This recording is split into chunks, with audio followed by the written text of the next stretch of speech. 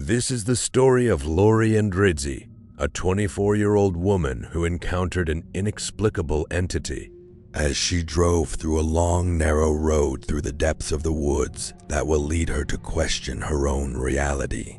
It was the year 1989 when the registered incident occurred in Wisconsin, Elkhorn Town, about 40 miles southwest of Milwaukee and 90 miles to the northwest of Chicago. One night at 1:30 a.m., Lori was packing up, ready to leave her work in a local bar called the Jury Room. Located in downtown, she was ready to go home. Everything seemed normal, just another late-night shift for her at work, not knowing that this night her life would change forever because of what she would witness. She took a narrow, pitch-black road with not even lights available. It's known as Bray Road. In the night, there are no lights and no cars nearby. It's isolated, with almost no human presence, especially at night. There was only the sound of her car's engine, but beyond that, there was only the dead silence of the woods that were surrounding her as she was driving. She was used to taking this road on her way home since she had been working as a late-night shift manager in that bar for some time. This was nothing new to her. As she was inside her vehicle, only the front beam lights of her car were able to provide her any view ahead of her. The road was a two-way narrow lane.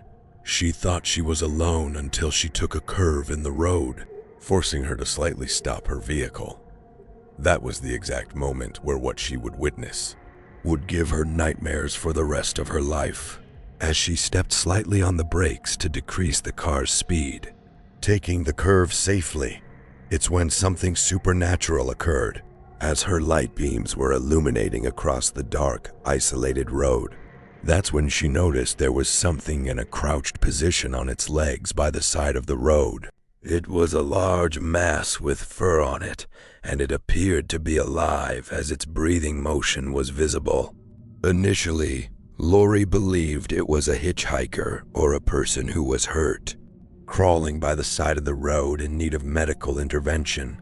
She was convinced it was a person as she slowly came to a full stop in her vehicle right next to what she was looking at. From her passenger side window, she was just a few meters away from it. As she sat in silence trying to rationalize for a few seconds, staring at it, that is when she noticed that whatever it was, it clearly was not a human. Its back muscles were immense, and it had fur all over its back. As it stood bipedally, it was at least 7 feet tall. Even as its back was facing towards her, its bipedal form was visible. No wolf or bear could have such body mobility, a massive barrel chest, and an inverted V-shaped torso. It appeared to be devouring fresh roadkill. It had massive, human-like hands, but with sharp, long razor claws on them. As it was aggressively eating its fresh kill, it stopped eating for a moment to look back at Lori. Its snout and red eyes were locked right into Lori's eyes as they made eye contact. The creature revealed its sharp, long fangs as a sign of primal aggression. When she realized the danger was real and imminent, she pushed the gas pedal, speeding off from the narrow, dark road. She kept her eyes on the windshield without looking into her rearview mirrors until finally exiting the pitch-black farmlands. As she arrived in her driveway, she locked every door. That night, she didn't get any sleep. She could not sleep that night. The image of the beast was burned down into her memory. She could not even close her eyes during the night. She was psychologically marked from that point forward.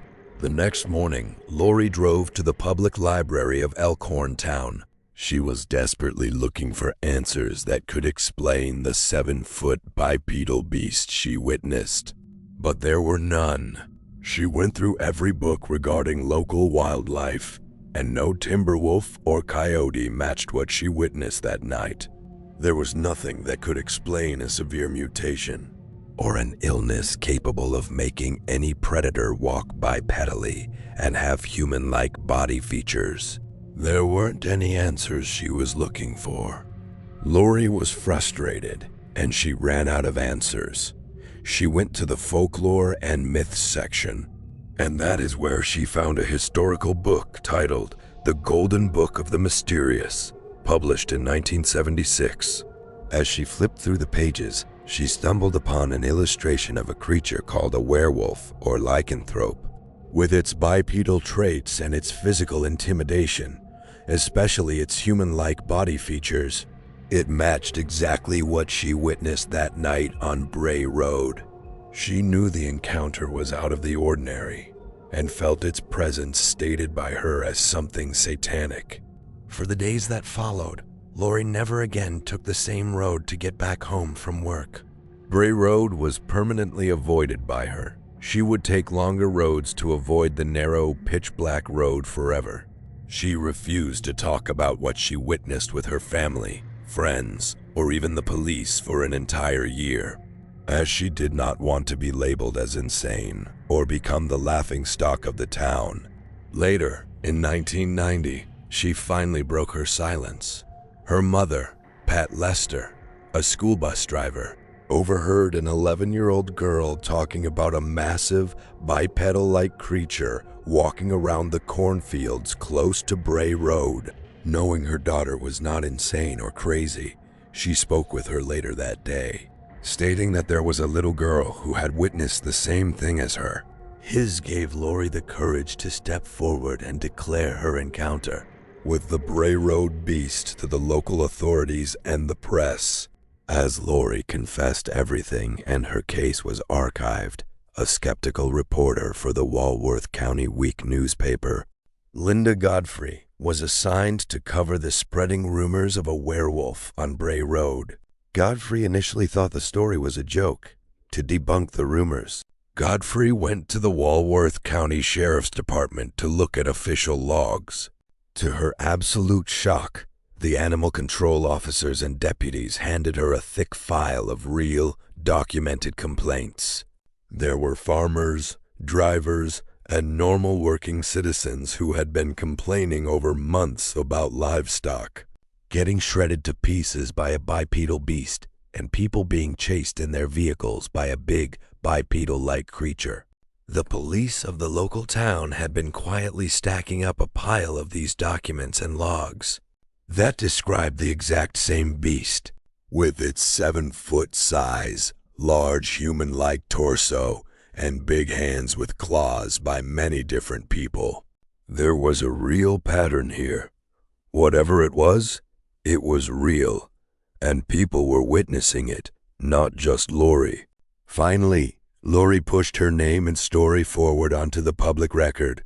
The incidents regarding the werewolf creature of Bray Road triggered a massive amount of attention from the media and cryptozoologists. Over the next month, hundreds of people, including national television crews and hunters, drove to Elkhorn Town, expecting to find the beast. Lori's secret and her paranoia of being labeled as insane became the catalyst for one of the most amazing, unexplainable, and highly documented cases of a werewolf creature in the history of the United States.